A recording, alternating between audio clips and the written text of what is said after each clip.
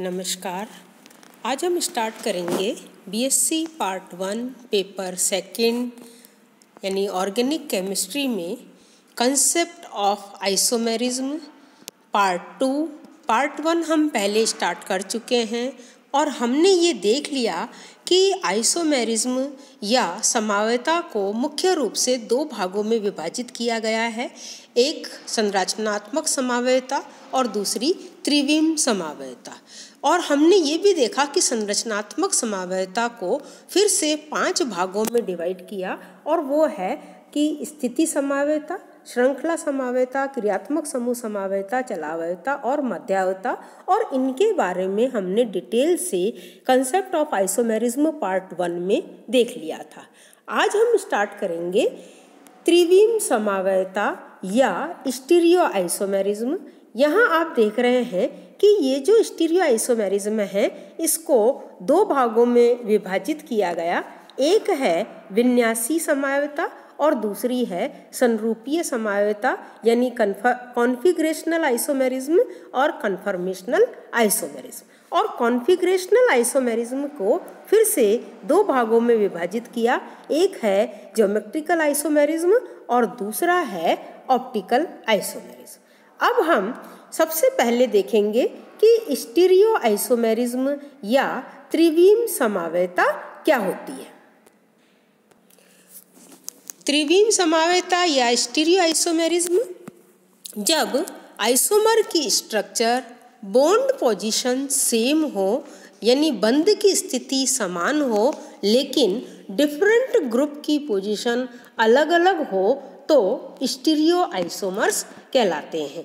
और इस परिघटना को स्टीरियो आइसोमेरिज्म या त्रिविम समवायता कहते हैं, और इसके अध्ययन को हम स्टीरियो केमिस्ट्री कहते हैं यानी त्रिविम रसायन कहते हैं। तो ये जो स्टीरियो आइसोमेरिज्म, जैसा कि हमने देखा कि इनको ये दो तरह की होती है, एक होती है विन्यासी समवायता या कॉन्फिगरेशनल आइसोमेरिज्म।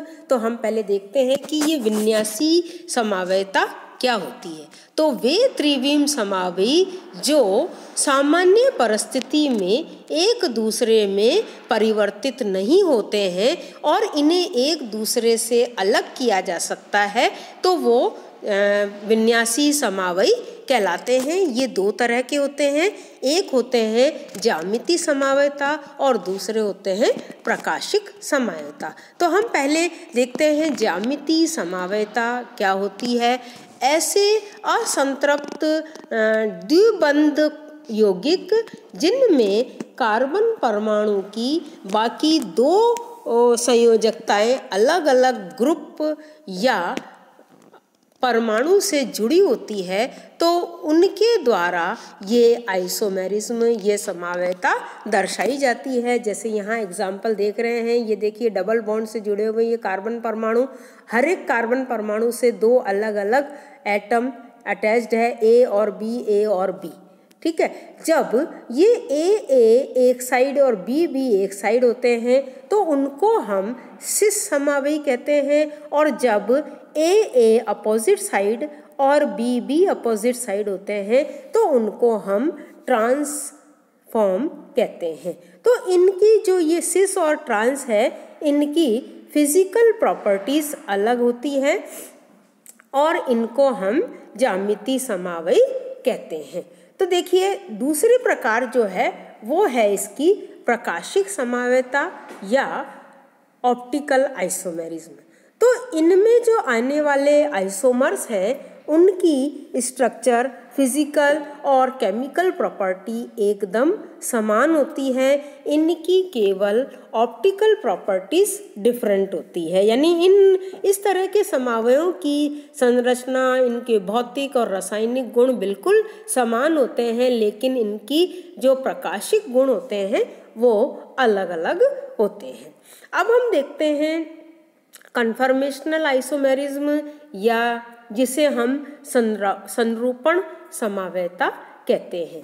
तो ये इस तरह के जो समवायी होते हैं ये सामान्य ताप पर एक दूसरे में परिवर्तित होते हैं और सामान्य स्थिति में इनके अस्तित्व का भी पता नहीं चलता है। जैसे यहाँ पर आप देख रहे हैं एग्जाम्पल एथेन का है, तो देखिए ये एथेन जो है ये दो रूपों में यहाँ में हमें नज़र आ रहा है। एक इक्लिप्स्ड फॉर्म है, एक स्टैगर्ड फॉर्म है। तो ये जो इक्लिप्स्ड फॉर्म है ये स्टैगर्ड फॉर्म में कन्वर्ट होता है और स्टैगर्ड फॉर्म इक्लिप्स्ड फॉर्म में कन्वर्ट होता है, और इनकी जो ऊर्जा में अंतर है वो करीब 3 किलो कैलोरी प्रति मोल होता है। तो ये चीज़ हमने जो डिफरेंस देखा, अब हम इसके बाद 1 बाय 1 देखते हैं। तो सबसे पहले हम देखते हैं ज्यामितीय समवायता।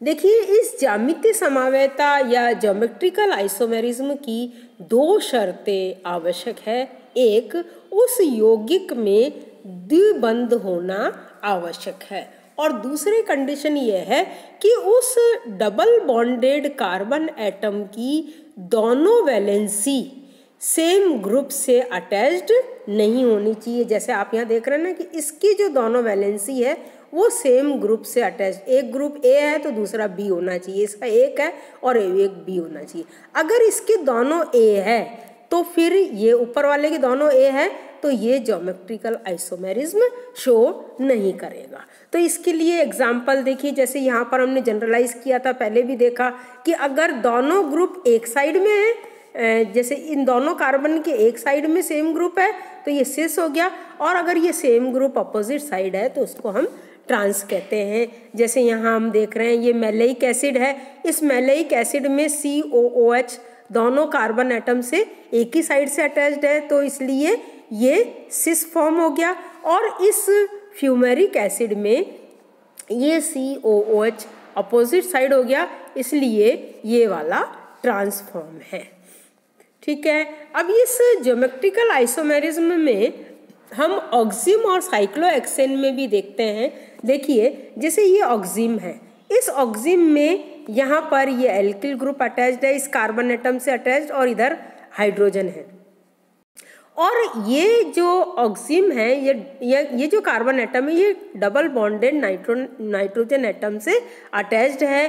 तो ऊपर वाला जो लोअर एल्किल ग्रुप या हाइड्रोजन एटम, उसकी साइड में इस नाइट्रोजन का OH ग्रुप होता है तो वो सिन फॉर्म होता है, और अगर इस H के ऑपोजिट साइड ये OH होता है तो ये एंटी फॉर्म होता है। जैसे ये एल्डोक्सिम का एग्जाम्पल हमने देखा। इसी तरह से ये एक दूसरा एल्किल ग्रुप, जैसे ये CH3 और ये C2H5, तो CH3 लोअर हुआ, C2H5 इससे हायर हुआ। तो इस नाइट्रोजन से अटैच्ड OH अगर CH3 की साइड है तो ये सिन फॉर्म हुआ, और अगर ये CH3 से अपोजिट साइड है तो ये इसका एंटी फॉर्म हुआ। तो यानी छोटा एल्किल ग्रुप OH की साइड होता है तो वो सिन फॉर्म होता है, और अगर ये OH के अपोजिट साइड होता है तो ये ट्रांसफॉर्म होता है। अब जैसे यहाँ साइक्लोएल्केन देख रहे हैं, इस साइक्लोएल्केन में आप ये देख रहे हैं कि ये साइक्लिक रिंग है, और इस साइक्लिक रिंग से अटैच्ड यहाँ पर CH2 ग्रुप है, यहाँ ऊपर COOH और नीचे H है, ये नीचे की साइड H है। इसी तरह से ऊपर OH इस कार्बन से अटैच्ड और नीचे H है, और इधर की जो कंपाउंड है इसमें ये COOH अपोजिट साइड चला गया इस कार्बन से, यहाँ पर अपोजिट साइड नीचे की साइड ये COOH ग्रुप है, और इस कार्बन से अटैच्ड ऊपर, यानी मैं एक बार फिर से लिख देती हूँ, ये साइक्लिक रिंग है। ठीक है, और इस साइक्लिक रिंग के इधर ऊपर COOH है, नीचे H है, यहाँ ऊपर H है और नीचे COOH है। ठीक है, तो ये वाला जो फॉर्म है ये कहलाएगा सिस और ये कहलाएगा ट्रांस, और इस यौगिक का नाम है साइक्लोप्रोपेन डाइकार्बोक्सिलिक एसिड। इसका क्या नाम है? साइक्लोप्रोपेन। देखिए ये जो ये कार्बन एक दूसरे से जुड़े होते हैं, है ना, और सिंगल बॉन्डेड होते हैं, तो हम इसको साइक्लोप्रोपेन कहते हैं। और इससे अब यहाँ पर जो दो हाइड्रोजन अटैच्ड है उनमें से अगर एक हाइड्रोजन विस्थापित हुआ COH से, यहाँ पर ये COH से विस्थापित हो गया तो इसका नाम हो गया साइक्लोप्रोपेन डाइकार्बोक्सिलिक एसिड।